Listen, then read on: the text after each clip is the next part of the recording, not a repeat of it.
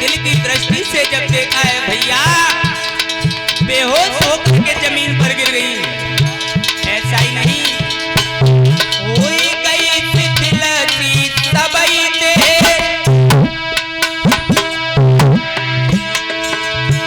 हुई गई शिथिल सी सबई देह, जब हाथ से दोहनिया छूट गई, लुट गई लुटेरा निकल गया।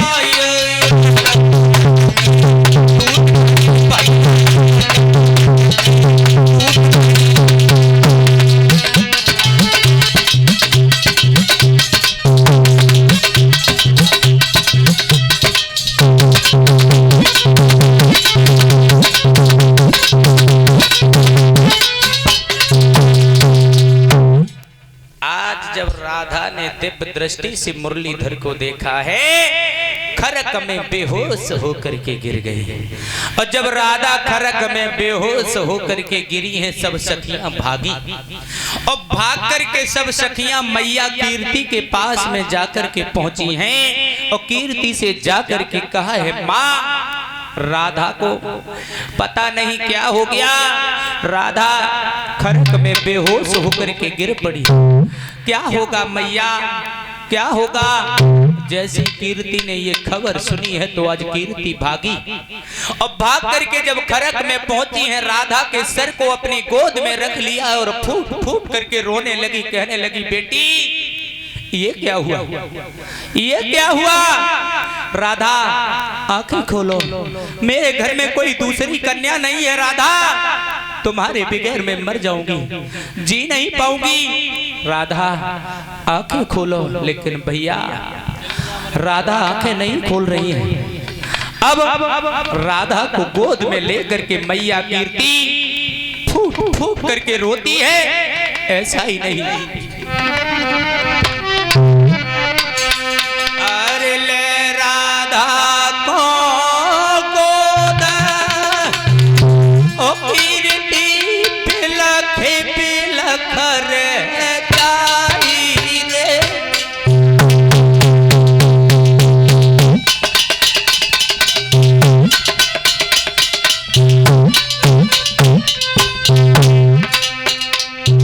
राधा आंखें खोल मेरी लाडली, मेरे घर में तेरे अलावा कोई नहीं है, तेरे बिना मैं कैसे जीऊंगी।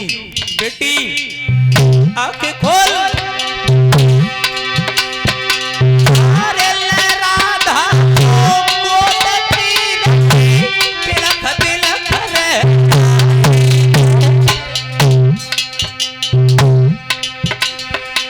अरे शीला चंद्रा सखिया सबया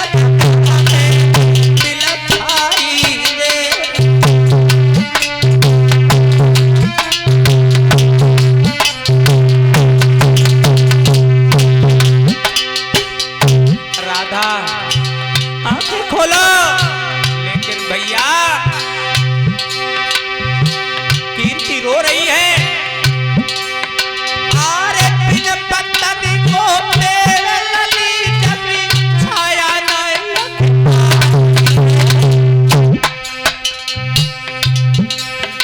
अब कौन सी बनी गई भूल लली को।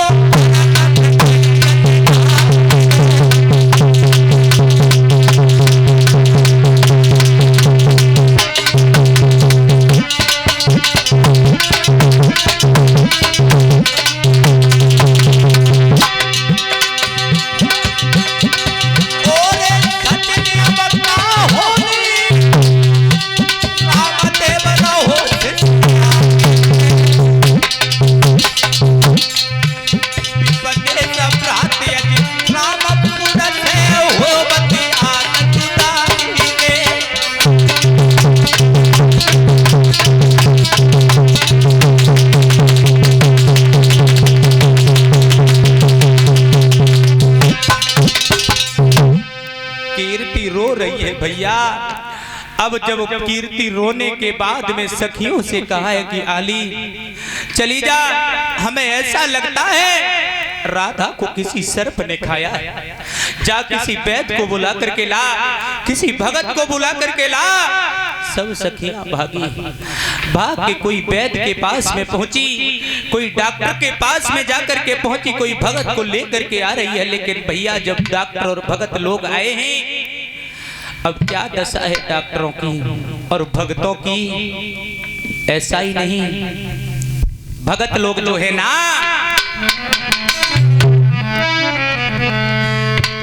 कि ले की लोटा हाथन में और जो पानी मके डुबो करके और ओम काली काली कान लगे सब उलटे सीधे हो करके।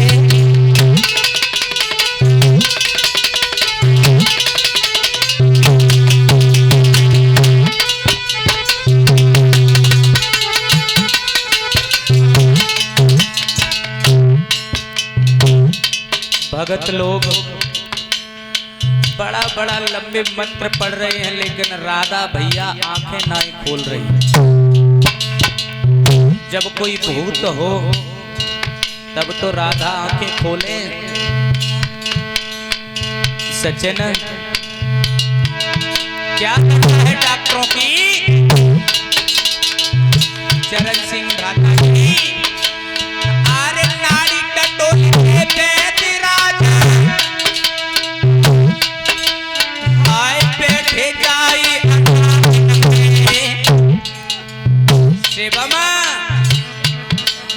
ये प्रेम विरह का रोग भला होता है कहाँ नाड़ी में।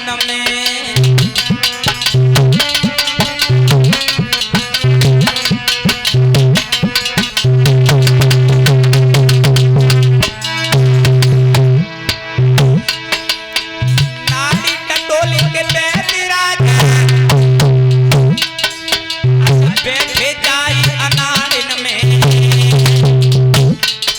ये प्रेम विरह का रोग भला होता है कहाँ नाड़ियों में।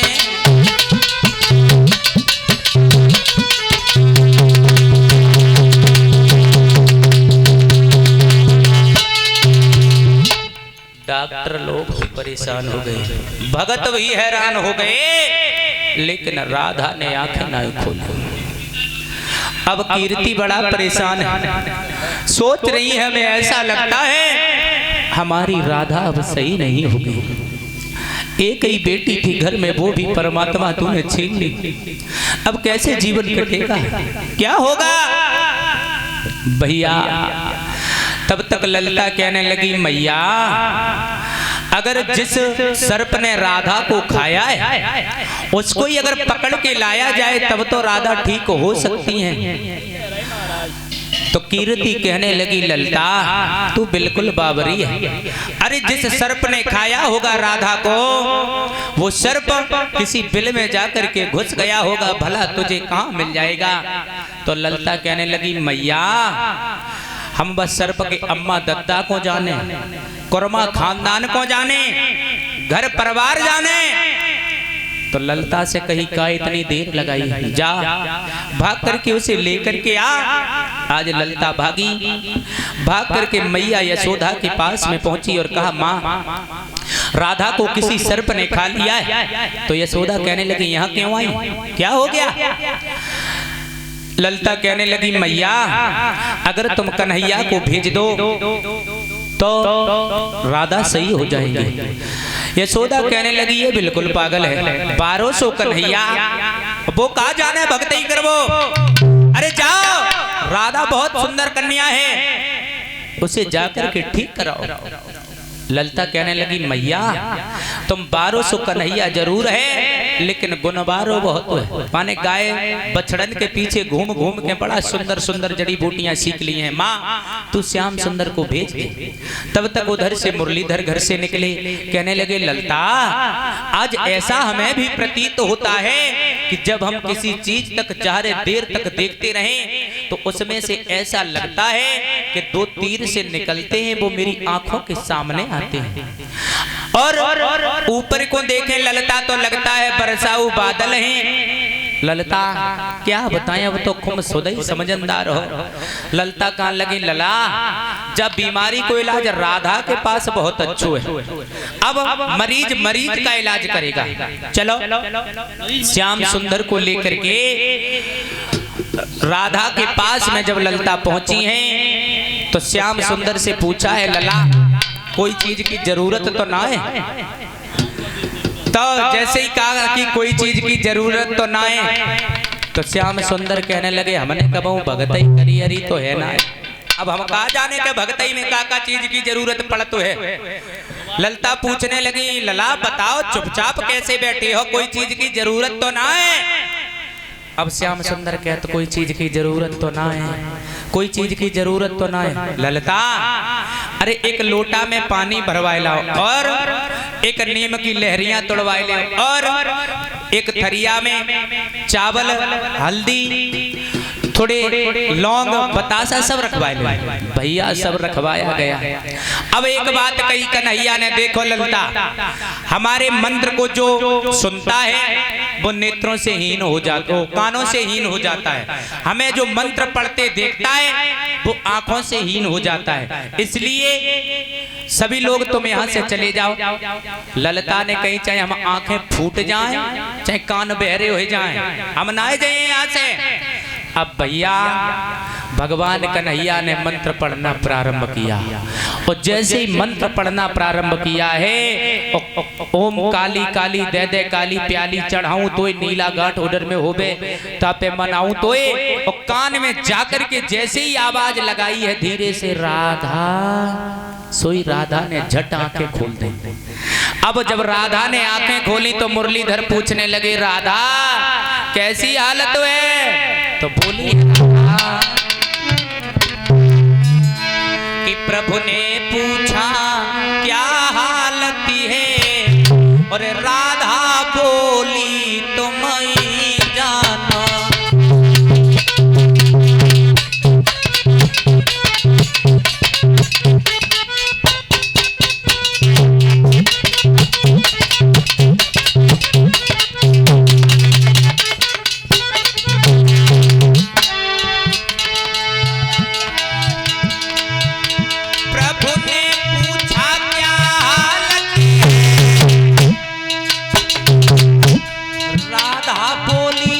ही जानो।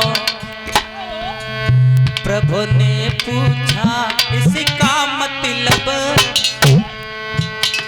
हर ने पूछा इसका मतलब, बिटिया बोली तुम पहचानो।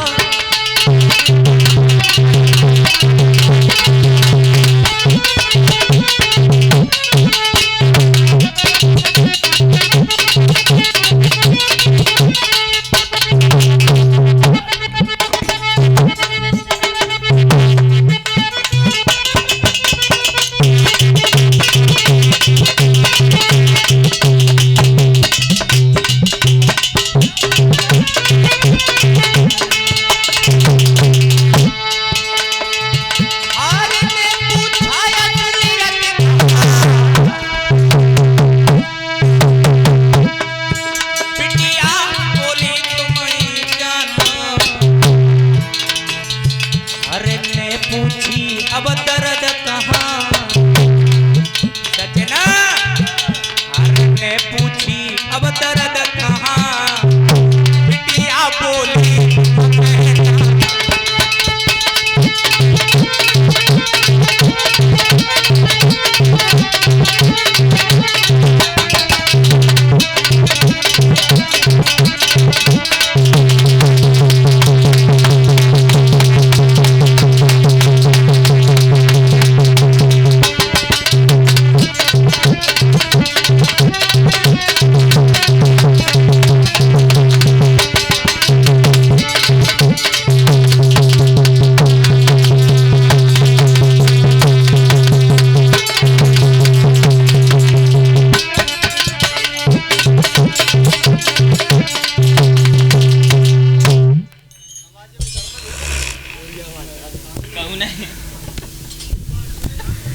जैसे ये कहा है कि बिटिया कैसी हालत है, हम ही जाने हो तुम कहा